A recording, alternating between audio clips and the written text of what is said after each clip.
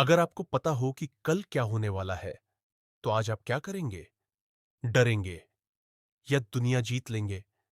एक सफल इन्वेस्टर वो नहीं जो आज देखता है, बल्कि वह है जो आने वाले कल को पढ़ लेता है। स्वागत है स्टोरी बिहाइंड बाउंड्रीज में, एक ऐसा चैनल जहां हम सरहदों के पार की कहानियां बुनते हैं। और आज हम पन्ने पलट रहे हैं हमारी नई सीरीज के अमाया, रीबॉर्न टू रीराइट डेस्टिनी। अध्याय 2। वो बड़ा भाई जो अमाया की जान था। नैरेटर गंभीर और सस्पेंस भरी आवाज में। शुरुआती वसंत की वो शाम। ओखला शहर की हवा में अब भी एक अजीब सी सिहरन थी। ओखला दिल्ली के उत्तरी छोर पर बसा एक ऐसा शहर जिसे व्यापार की रग माना जाता था। अमाया लिविंग रूम के सोफे पर बैठी थी, कंधों पर एक पुराना कंबल लिपटा हुआ। सामने मेज पर गर्मागर्म खाना रखा था। टमाटर के साथ तले हुए अंडे, खट्टा मीठा पोर्क और मछली के सिर के साथ टोफू का सूप। खाने के बगल में रखे दो लाल और चमकते हुए सेब बता रहे थे कि माँ ने पूरे फल के ठेले में से सबसे महंगे सेब चुनकर खरीदे हैं। घर के हालात जैसे भी हों, माँ ने हमेशा अमाया के खाने और उसकी पढ़ाई के लिए अपनी जान झोंक दी थी। नैरेटर ईशानी काम पर जा चुकी थी। अमाया ने खाना खत्म किया, साफ कपड़े बदले और अपने बालों की एक पोनीटेल बनाई। आईने में खुद को देखते हुए उसकी आंखों में एक अजीब सी चमक थी। एक ऐसी चमक जो एक 14 साल की बच्ची में नहीं, बल्कि एक तजुर्बेकार बिजनेस जीनियस में होती है।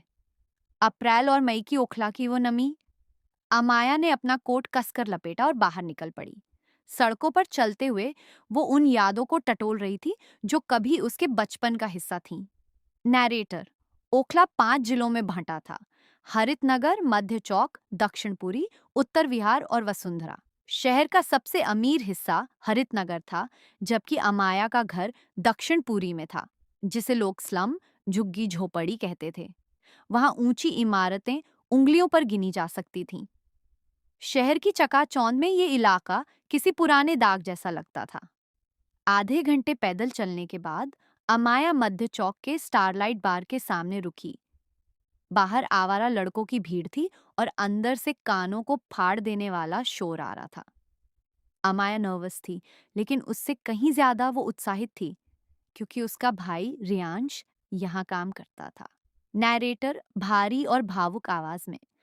पिछली जिंदगी में रियांश ने उसे यूनिवर्सिटी भेजने के लिए कंस्ट्रक्शन साइट पर अपनी जवानी गला दी थी, और फिर एक दिन एक हादसे ने उसकी जान ले ली। अमाया आज भी उस मंजर को याद करने की हिम्मत नहीं जुटा पाती थी। एक पीली आंखों वाला लड़का सिगरेट पीते हुए, ए छोटी बच्ची, किसी को ढूंढ रही हो क्या? यहाँ बच्चों का आना मना है। नैरेटर लड़का दिखने में गुंडा लग रहा था, पर उसकी आवाज में नरमी थी। अमाया शांत और दृढ़ होकर, हाँ, मैं किसी को ढूंढ रही हूँ। पीली आंखों वाला लड़का धुएं का कश लेते हुए, किसे? अभी तो यहाँ कोई ग्राहक भी नहीं आया है। अमाया तुरंत, मैं किसी ग्राहक से मिलने नहीं आई, मैं रियांश से मिलने आई हूँ। वो यहाँ सिक्योरिटी गार्ड है। पीली आंखों वाला लड़का मुस्कुराते हुए, ओह, तो तुम रियांश की बात कर रही हो। रुको, मैं उससे बुलाता हूँ। नैरेटर जब रियांश बाहर आया तो अमाया को लगा जैसे वक्त ठहर गया हो। उसका भाई, चौड़ा सीना, घनी भौहें और आंखों में वही पुरानी चमक।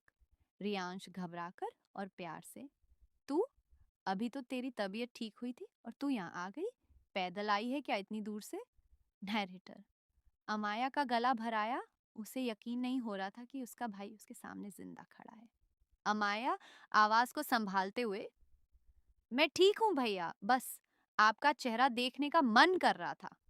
रियांश अपनी घबराहट छुपाते हुए, रेहान, मेरी बहन को घर छोड़ना है, भाई डोंग से कह देना कि मैं आज छुट्टी पर हूँ। नैरेटर वापसी के रास्ते पर रियांश ने अपनी जेब से एक छोटी सी चीज निकाली। रियांश प्यार से, ये तेरे लिए, कल रात के बाजार में देखा था। तुझे लिटिल पीच पसंद थी ना, ले ले, सिर्फ 2 रुपए के हैं। अमाया मुस्कुराते हुए, भैया, ये लिटिल पीच नहीं, लिटिल बॉल है। रियांश, हाँ हाँ, जो भी है, चल अब बैठ बाइक पर। नैरेटर उस रात बिस्तर पर लेटे हुए अम्माया को नींद नहीं आ रही थी। उसने अपनी स्कूल यूनिफॉर्म प्रेस की और बैग तैयार किया। उसे डर था कि कहीं आंख खुलते ही ये सब गायब ना हो जाए। कहीं वो वापस वहीं अकेली, कामयाब पर दुखी बिजनेसवुमन न बन जाए। उसे डर था कि कहीं उसकी माँ और भाई फिर से उससे छिन न जाए। उसे कल स्कूल जाना था, अपनी पुरानी दुनिया में अपनी नई स्ट्रैटेजी का आगाज करने।